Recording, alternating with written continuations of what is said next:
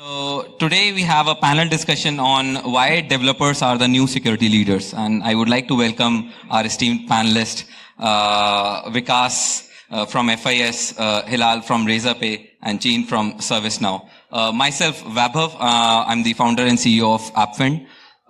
So let's get started. I'll set the stage and then we'll take up with the panelist.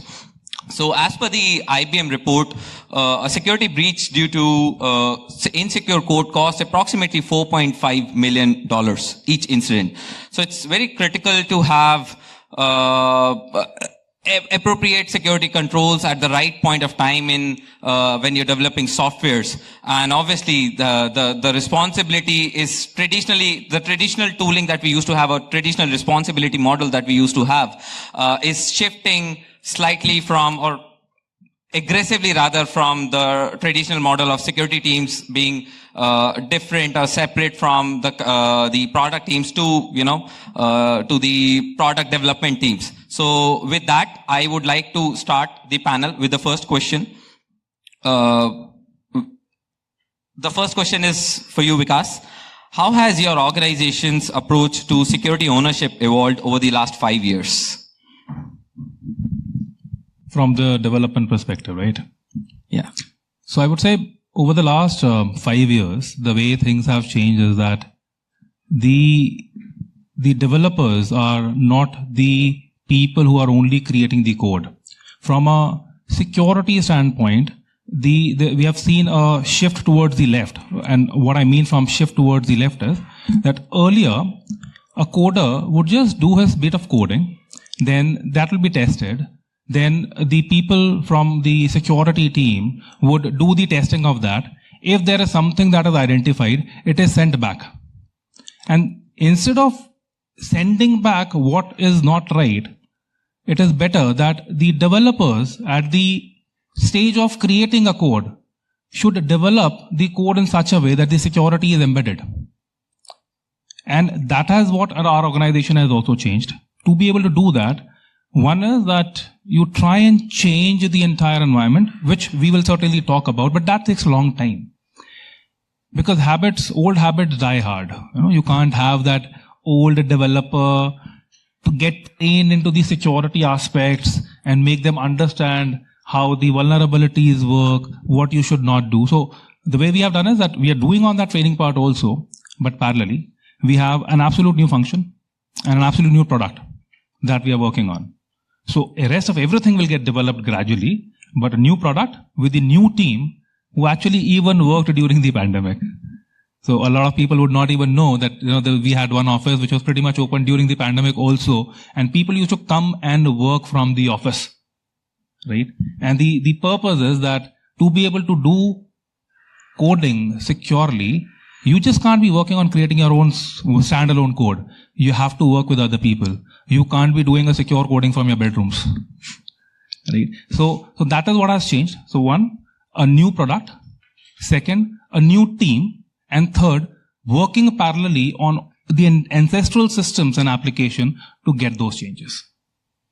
Nice. So when you say new team, what exactly you mean by, was it a security team or the development teams you're talking, or? Yeah, absolutely. So as we all know, this is a DevSecOps team. Normally we are all known as the people who are into the software development are only the coders.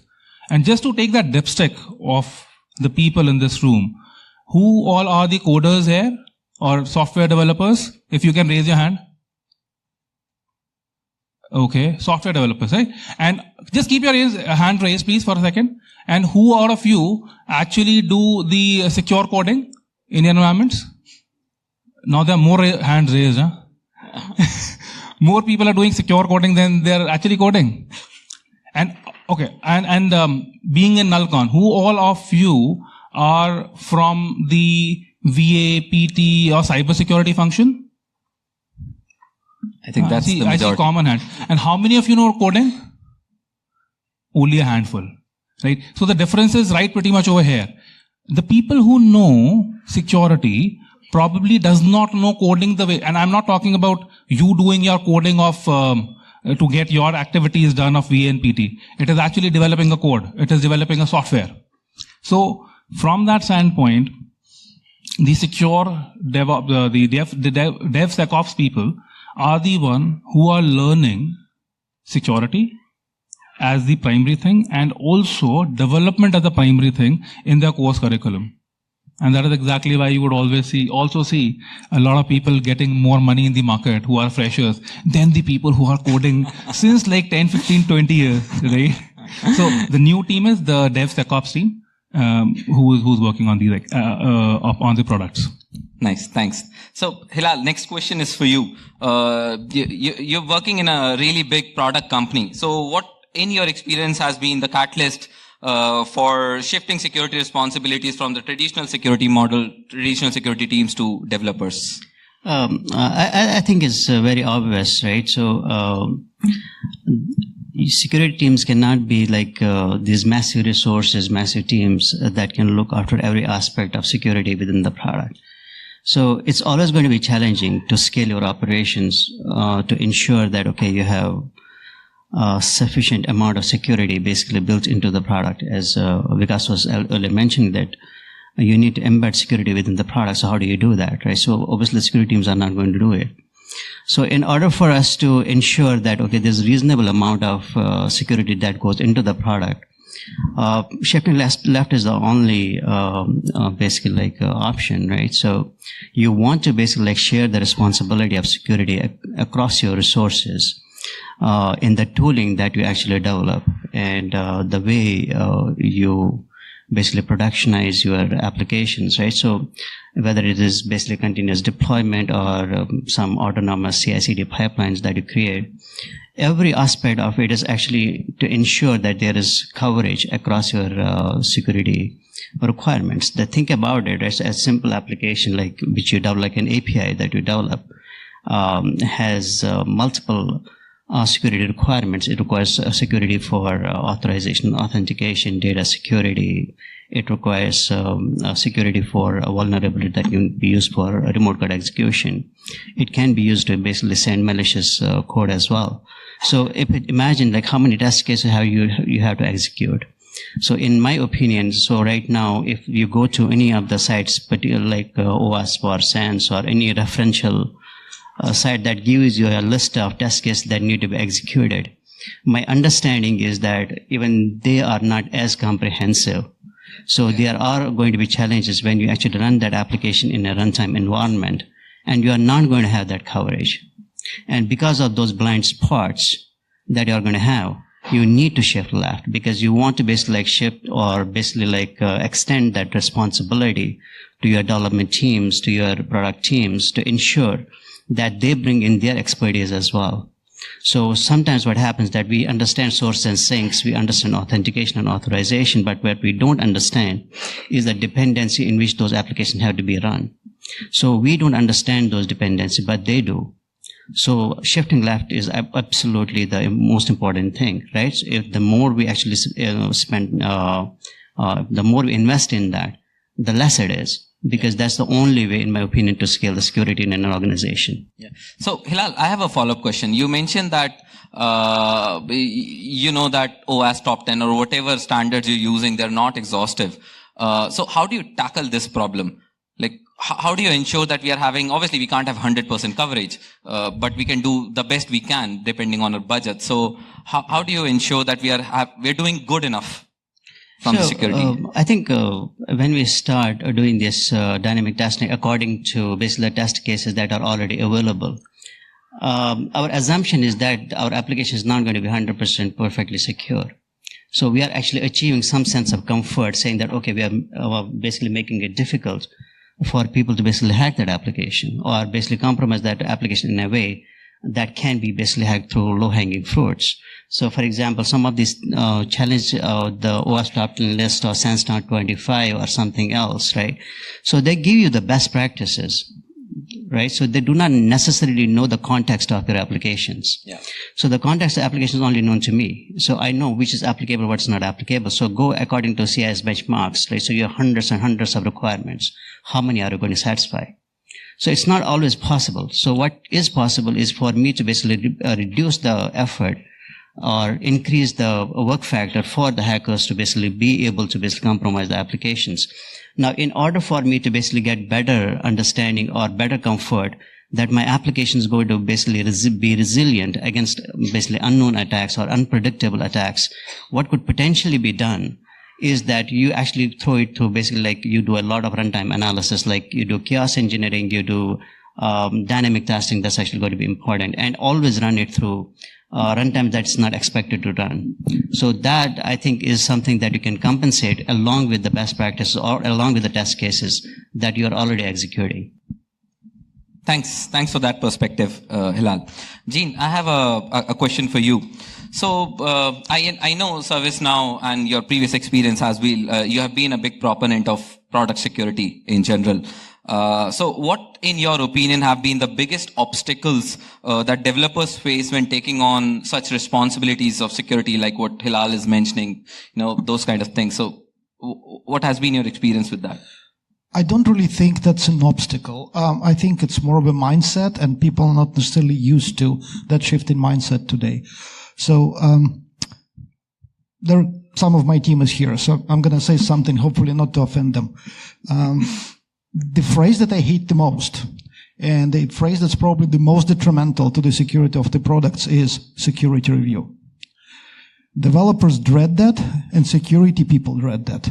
It also means that security review happens sometimes in the future, and the conversation, well, just review that and let me go. I have deadline, I have to deliver, and don't bother me with this. Yet, I've met probably thousands of developers throughout my career. I am yet to find one that actually wakes up in the morning and wants to create a secure product. All of them really want to do a good job. They want to do security code, they want to do scalable code, stable code, reliable, resilient, and on and on and on. In some cases, they really just don't know how to do it. And universities, in my opinion, well, we're at university, so nobody should take this personally. But universities across the world do a terrible job of teaching their students computer science and computer engineering, what it really means. So it really becomes that new engineers come to the industry and they have sparkle in the eyes. They want to solve the problem. They want to solve customer problem, and they rush to solve customer problem. And they're very proud of doing that. And then security comes as an afterthought. They say, hey, by the way, this is not right, and this is not good, and you didn't check for authentication and access rights and this and that. So the conversation about shift left is exactly right. The security professionals can scale. Security professionals, just not enough of us. But we also have to start thinking as developers, not just WASP Top 10 or other frameworks that they exist because they're not exhaustive. We as security professionals really have to understand the pain of developers, the pressures they're on, and help them to get the job done right from the get-going. Now, what really helps is the ServiceNow, for example. Customers entrust us with enormously valuable data. And again, no developer wants to see this data compromised. When you actually explain to them what is a potential impact, don't just say you can be hacked or you can be owned. But look, the company such and such that has personal data of millions and millions of customers can get compromised, and that can actually impact the livelihood of millions of people. Nobody wants to have responsibility over that. So there's a little bit of a, say, psychological fear, not the warfare, but fear. And developers, software developers, and security professionals become one body. They have one mission, and every day they wake up with one mission to create secure code for their customers. That's a little bit of a slogan. It's not a technical requirement, but really becomes a rallying cry. Yeah. So basically, empathy is what you're absolutely. That's a perfect word, empathy. And empathy goes both ways. What do you mean both ways? Well, security people understand the troubles of the developers, but the other way around is, look, here's what can happen, and here's why, and here's the impact on real people's lives. Yeah. It's not an abstract. Yeah. But another great point was that developers know the context. They know the topology of their product. Not everything that looks like an exploitable vulnerability on paper is an exploitable vulnerability. There is a ton of compensating controls. There's a time of dynamicity.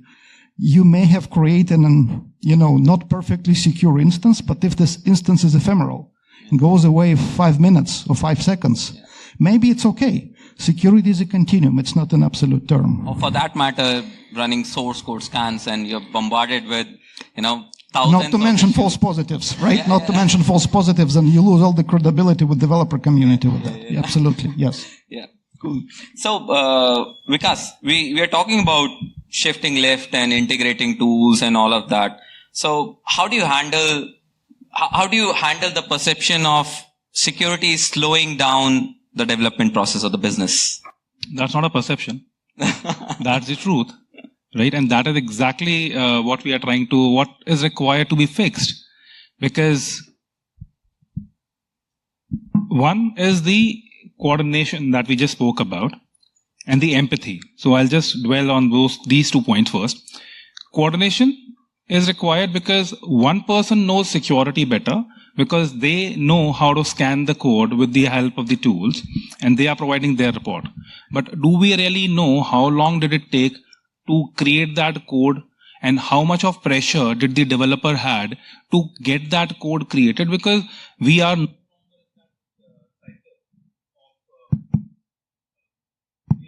longer in the cycle of that SDLC. Back 25 years ago when I was learning my coding, it used to be that SDLC is a process and a good application takes 5 to 7 years to get developed. Now, how many of us would really wait for next 5 years to even get an app on our mobile or a good application, right? So that's when we have moved to Agile. Now, when we are talking about Agile, we all are running against the time. Now, the product does not get created from the perspective of it has to be a good product. No, the marketing team says that this is the next event that we have to do and by then we have to actually launch this. Now you are running against the time in creating that. Now that is where coordination and empathy both comes into the picture because security guy is actually slowing down the process because without having a secure product, the day when you launch a product, there would be a competitor, probably some hacker sitting somewhere just trying to break it down. So you will be a bigger news than the news that you are trying to be. Right? Instead of you saying that I have created this and I have developed this, the same day or the next day if you get hacked, you would rather have a bigger loss of reputation than attaining it. So security guys have only one agenda in mind. How do I secure my organization? How this application cannot be hacked? How I can prevent and defend my organization? The developer has only one agenda in mind. I have 2 months of time. Within that time frame, I have to get the code into production and get into the application should be running. So I accept I am from the security team and not from the application development, and we do face this. Now we need to empathize with these people. Now how do you do that? We have to really sit down as human, as a team member. It is not about I have told my manager and my manager will speak to that person's manager. Isn't that the developer a human being? Why can't you sit down and tell this person that how and why this code, the bug is getting repeated or the issue is coming into your application? We cannot do that, right? So talk to those people, talk to those developers. They are part of your own company. They're probably sitting a floor up or down or maybe on the same floor as yours. Tell them of how do you look at security and what do you want them to fix. And that is the only way you would be able to have people who would be able to create a secure code. Yeah. To make it simple, as an analogy, a wall is as strong as the brick is. And the mortar that you put to bind the wall. You can't have a cardboard wall standing and then you put anything jazzy onto that and it's secure. Right? The code that is being created is the brick for the overall application. Now, every piece of code being strong would make your application strong and secure. So, Gene, I'll come back to you again.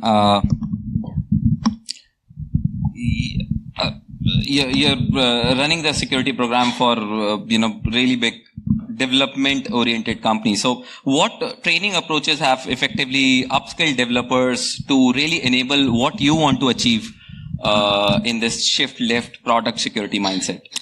It's a really interesting question because I don't think that there is any one thing that can work.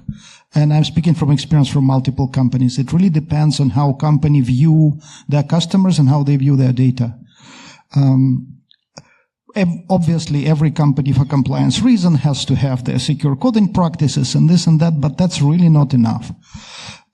That's necessary, but it's not enough. Not to mention that as any training, you learn a skill, but if you don't practice that skill every day, it's going to go away. That's what happened to my French at some point. That was a joke, by the way. Come on, people. Wake up. I know it's afternoon. I know it's hot. What happens is that you really have to kind of just in time to let people know what can possibly go wrong. And since many things can possibly go wrong, you have to really prioritize in what you're teaching them to do. So one of the things to do, and what helped a lot in previous practices, and we're going to get to that as well, is that your very traditional code scanning, right, which obviously has all sorts of imperfections in it and all sorts of false positives. But if you do it in context of the application and explain to people, okay, that's probably vulnerability, but because it's hidden under 5 layers of different services and it has 25,000 firewalls around it, maybe it's not that exploitable. So yes, from the security perspective, that's severity 1, but from priority perspective, maybe 4. That is enormously helpful. That buys a lot of credibility for the security paradigm, and it also establishes the fact, which is the fact, but not recognized by many organizations, that security is an engineering discipline.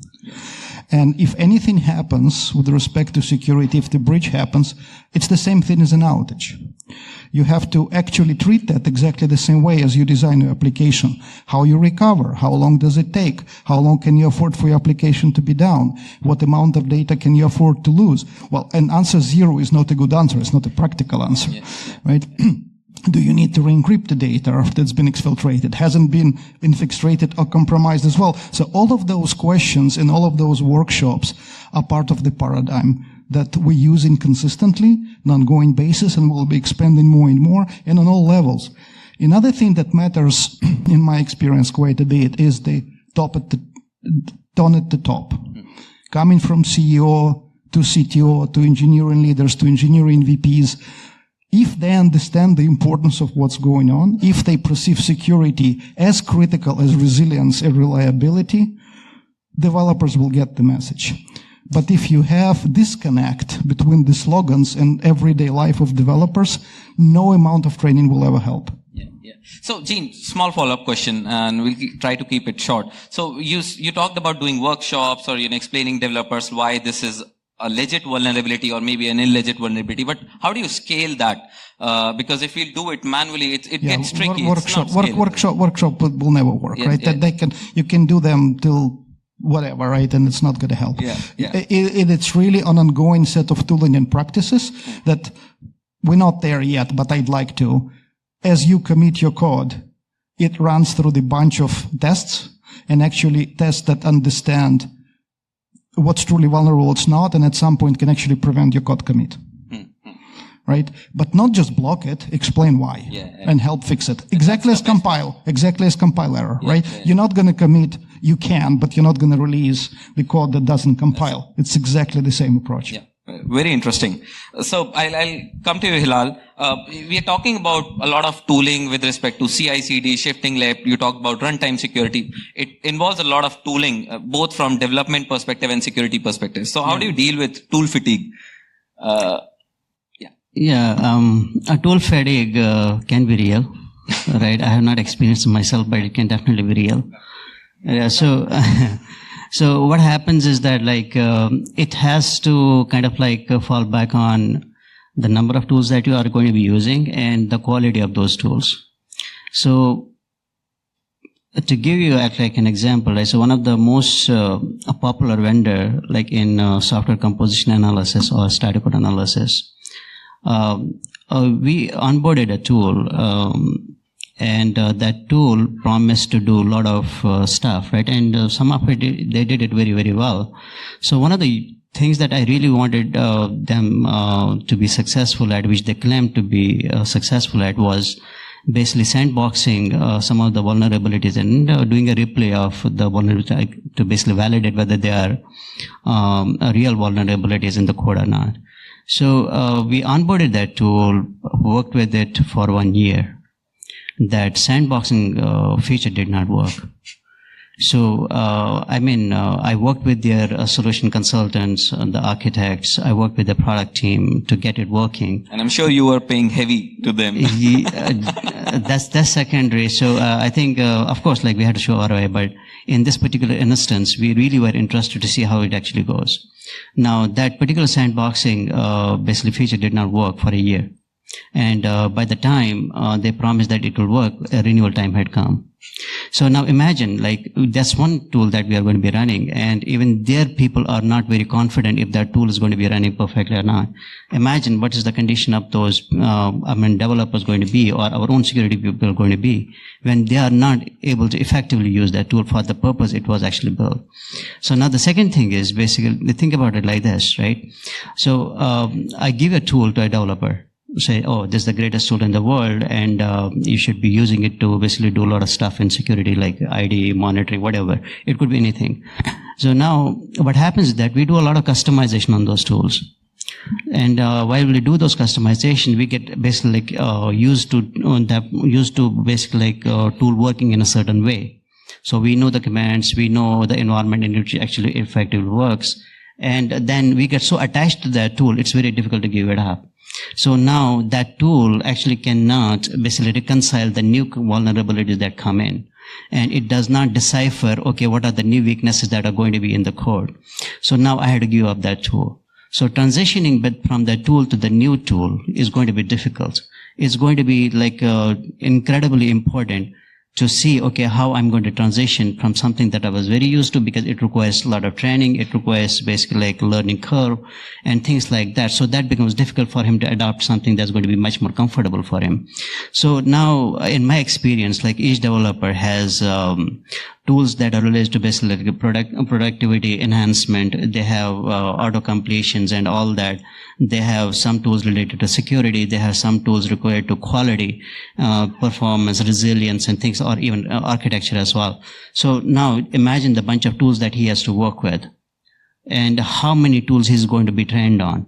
So the intuition of those tools, basically the ease of use of those tools is not necessarily as straightforward, right? So what happens that in the long run, that developer actually gives up. So the fatigue actually sinks in, and they are no longer really comfortable with those tools. And that's actually a very real scenario. Now, how do we mitigate that? Like, again, like as much I wish it was true, but automation is basically the only, basically the solution that can actually overcome the tool fatigue. So whatever tools that we use for manual, basically validation and manual testing or manual assurance and all that, it's important to have automation in place to replace basically the intervention of the developers.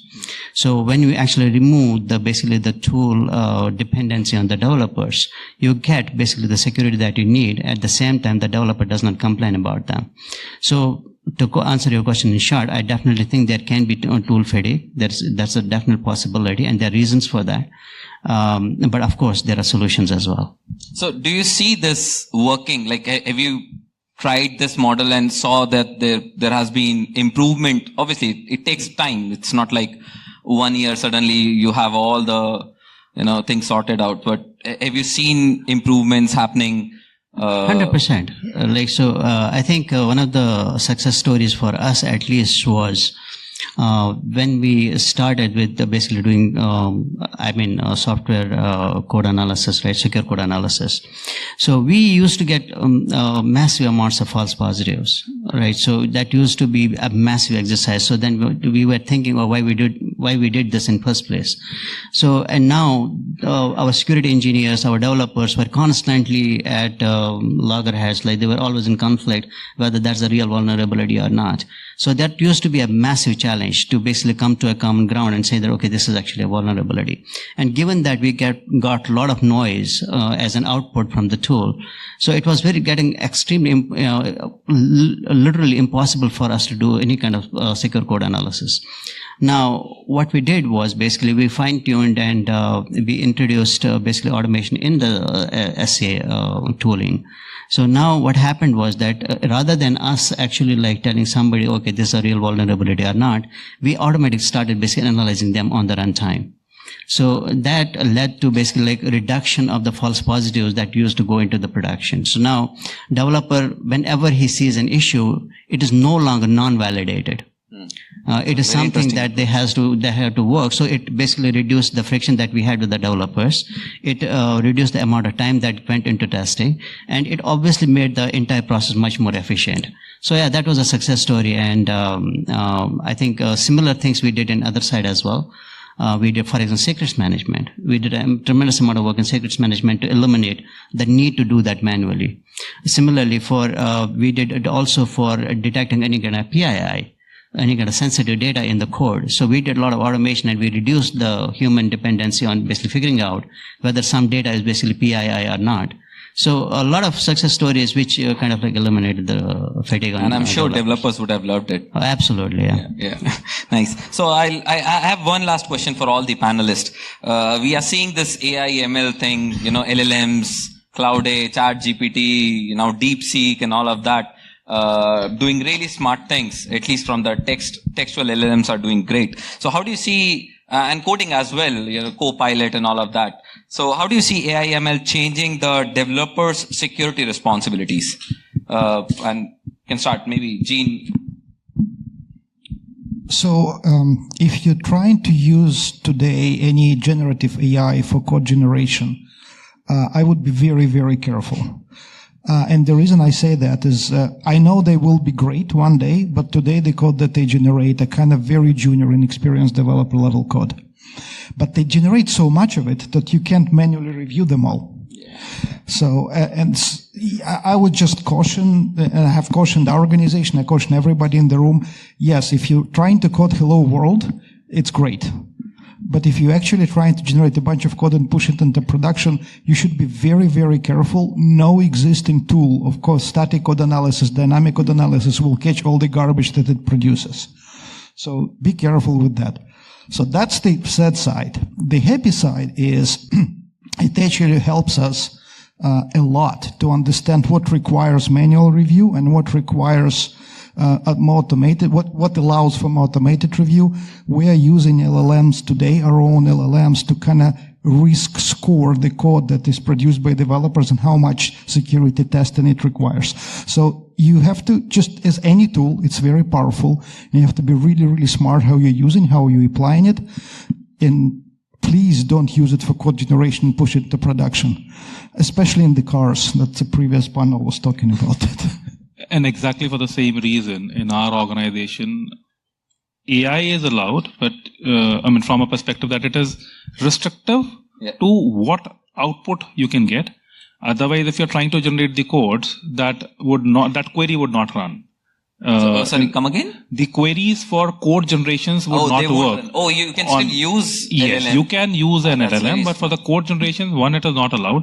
And imagine that if the LLM creates some wrong code which has some vulnerability, and those probably 2,000 people who would have used that code would have all the same vulnerability. So this is like all of us drinking bad water on the same day, being at one place. That is what is going to happen. Now, the alternate of that could be, fine, get the code created, get that tested, create that in your own libraries, use that for future. Probably that could be a way of a larger organizations pooling and utilizing the same code, which has already been tested. Because if everyone is trying to create the secure code, one, that will be costly. Two, we do not have those many number of people available today who can do that. And third, it is very time consuming. But if organizations come together, basically building like safe libraries and like you have the libraries, like, Microsoft libraries, everyone uses, or Java libraries. Why can't we have the code libraries which could actually be utilized and already been tested? So at least we are I think most of the organizations have those libraries, but they just don't open source because of whatever proprietary thingy that they have. Yeah, I would rather reserve my judgment given that the AI models have not necessarily reached a maturity, in particular in the development area. I think it has achieved some sort of recognition in security operations. but not necessarily in secure development. So I think it has a long way to go. Yeah. So I'm not going to be saying it's good or bad, or it lacks something, or it has something magical about it. So need to wait and see how it goes. Yeah, I think that's a fair point. It probably has a really long way. So, okay. So I think we'll open the stage for questions if anyone has for any of our panelists. I think we still have 3 minutes. Probably we can take 1 or 2 questions.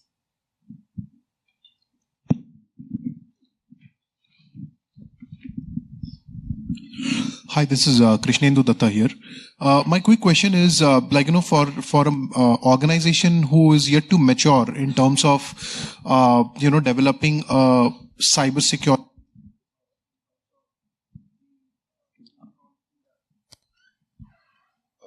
Sir, can you please speak louder? There is a problem in the mic. You can use this mic. So my question is that today an organization who is yet to mature their code practices, basically in terms of cyber security, can you give me a step-by-step approach?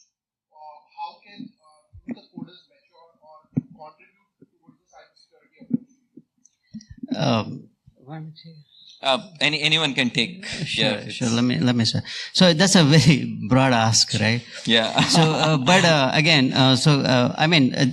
we have to start somewhere, right? So I think it's important to understand before you even start basically like developing an application, to understand what are going to be potential security requirements for the application. So you do standard things like threat modeling, for example. You do secure architecture analysis, you do referential architecture analysis, you do enterprise architect analysis to understand what this application, when it goes into production, what are the dependencies that it will have. It will have third-party dependencies, it will have internal dependencies, it will have runtime dependencies. So plan for it. So planning for security is the most important thing. So once you do basically the design work, the secure design, right? So you do, and secure design, you do basically plan for basically you executing the test cases for security, right? So you design your test cases. Then of course, once you are done with you are kind of comfortable, or you have a good enough understanding of what this application is going to go, what data is going to process, what users it is going to serve, and things like that. Then you design your security controls. And when you are going to be the development, whatever you have actually whatever the output of your design stage is, you actually put that into practice. You basically put that. You might need strong authentication or strong encryption or whatever controls that are necessary, right? Or you may need, for example, to think about, okay, how this application is going to be monitored. Will it have the logging capability or not? And if it has the logging capability, what kind of logging capability is going to have? So is this application going to basically process sensitive data? So have enough done in the development phase to ensure that, okay, those controls are going to be met. So then, of course, the standard things, you do as much as possible execute the test case at secure code analysis. You do secrets analysis to see if you are storing any hard-coded secrets, whatever it may be, or any kind of sensitive data that goes into it. Then, of course, the final thing that you potentially would want to do is basically the dynamic analysis. Mostly it's penetration testing or security testing or any kind of testing that involves execution of the application and its interaction with the components that actually was used to build that application, or even the user interaction that actually happens with it. So there are a lot of things that are involved in this. I don't think there's enough time for us to go into detail into all of those aspects, but have to start somewhere, start from basically proper planning, proper security planning of the product.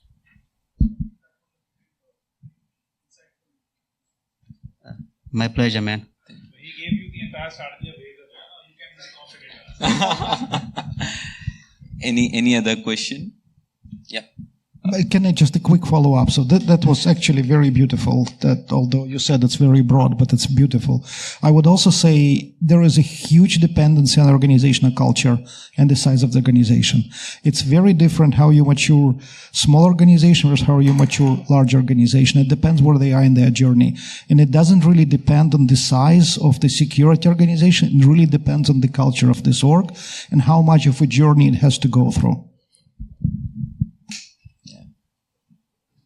So there was a question over there. Yeah. Can you be a little louder? Hello.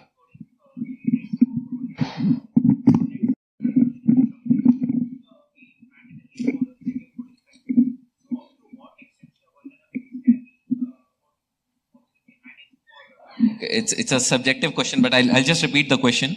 So he's asking that they are doing, correct me if I'm wrong, they're doing secure coding practices in their organization, and up to how much of code will be secure if they are following secure coding practices. So it's, yeah. You're not going to like my answer. 0. Because this is a continuum, right? You can never be done with security. 20 years ago, triple DES encryption was the most secure thing in the world, right? Now we're trying to get rid of it. TLS 1.0 was the most secure thing in the world. Now we're trying to get rid of it. Some computer gods willing, quantum computing is going to be here. AS256 is not going to be secure anymore. We can go on and on and on. So you can you have to accept some level of risk, and even if you follow secure coding practices, those practices will not be adequate tomorrow. Just to add on what he said, why it is 0, it is like a typical scenario that the developer would have an idea about the vulnerabilities that are already there in the system, right? So you cannot have your developer be so, so up to date with what is happening in the security market, because there's always a training gap, learning gap. So probably what developer is creating today may be the best as per what was available as a security threat till probably a month or 2 months back. However, when it comes to the application security testing team, the tools that they use have the latest information available as per the latest threats that are available in the market. So there could be a scenario that someone would say, oh, the number of vulnerabilities have not reduced. But we are not talking just about the number of vulnerabilities that your code would have. It is also about the nature and the categorization of those vulnerabilities. So it certainly helps. It could be 100% that now there's no new vulnerability in the environment, then your code is perfect. But that is not the environment that we are living into. So if you were looking for a metric, I think 0 is probably the metric, or we can't answer. No one can answer. So all of us will try to be politically correct by saying 0. Better off following the practices than not. How's that? Yeah.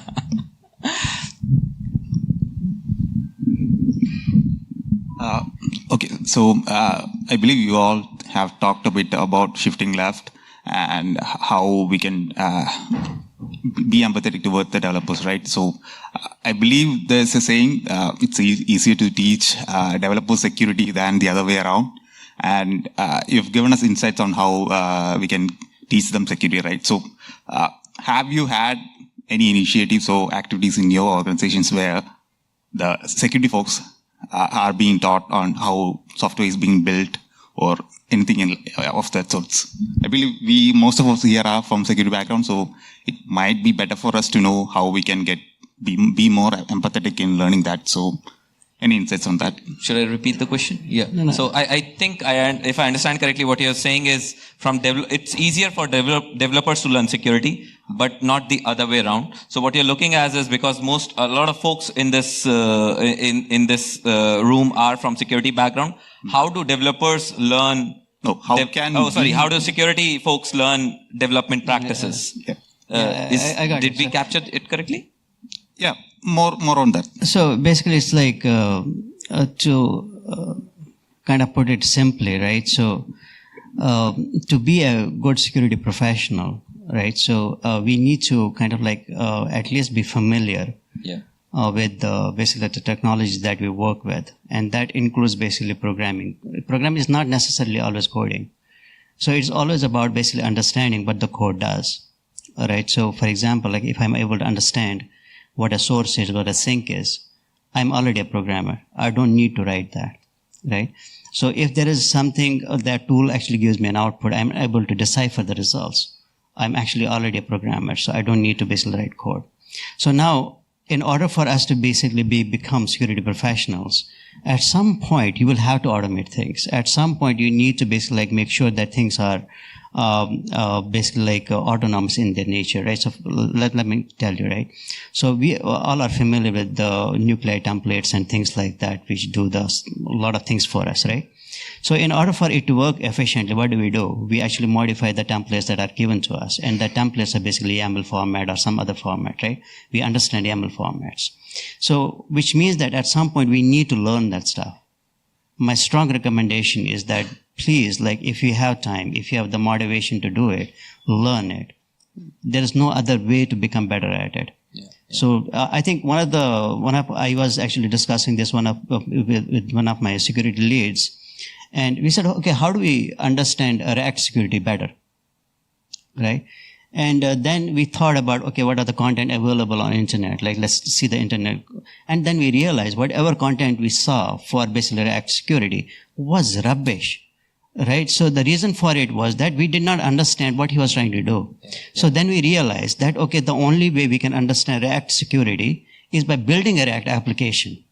Yeah. Yeah. So then we started basically learning React, we started building React applications, and then we understood, okay, what is the security requirement for making sure the React applications are secure? So in order for us to be better at basically, at least for the application security, right, it's important for us to understand, like, okay, from an developer's point of view, or from basically when the application goes to production, what exactly could happen to the code that I have written? Right? I think you're bringing a really, really good, different panel point, but really, because I see, and it's kind of bringing down to empathy as well. The reason security folks don't have empathy is because they don't understand. The other side of it is, it's like basically it's like air and earth combination, right? So air when hits the earth, it's very difficult to understand it, right? So for example, for security folks to understand programming or become programmers, it's actually a challenge because we are not necessarily wired like that. Developers are not necessarily wired to understand security basically vulnerabilities as readily as we are. Right, so which means that like it's going to take time, it's going to be effort intensive, but it's rewarding. Yeah, yeah. Right, so there's nothing better than basically understanding the vulnerabilities in code when you see them not from a tool perspective, but you see from the execution perspective. There are plenty of resources available, so I think it's just a matter of I personally feel it's just a matter of zeal and investing time. And to identify the zeal. And I could be wrong, but at least I have proved it right so far. It all depends on what kind of a personality you are. If you are a person, and you want, quick results, probably you could be a network guy because okay, if I do this, then this happens. But probably if you would see a software developer guy, he would be rather very calm. He knows whatever I am doing, the results of that code is not going to come probably next 2 months. Till the time things would not really shape up, or probably even years. And that is also a reason you would see the developers are usually very calm, composed, very quiet guys. It also depends on the personality. People could be trained onto anything, but are you really able to do that? And hence, this is another aspect that I usually try and bring in. Identify those people right at the time when they are in the college, and through that personality, okay, then you will be able to make sure that, okay, this guy has a mindset that he can work fast also, and he can work slow also. And in the real world of security or DevSecOps, slow is the new fast. If you are slow, you will be faster.